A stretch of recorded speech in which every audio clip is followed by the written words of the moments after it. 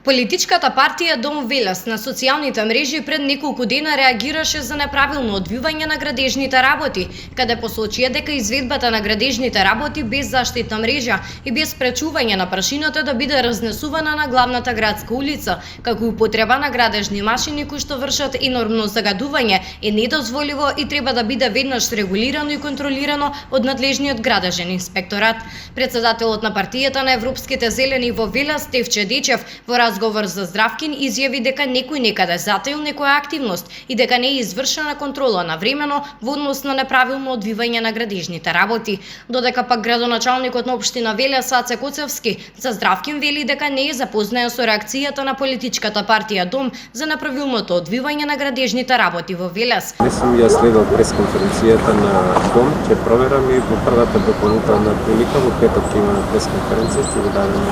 конкретен одговор. Не знам точно за што се работи, ќе ги задолжам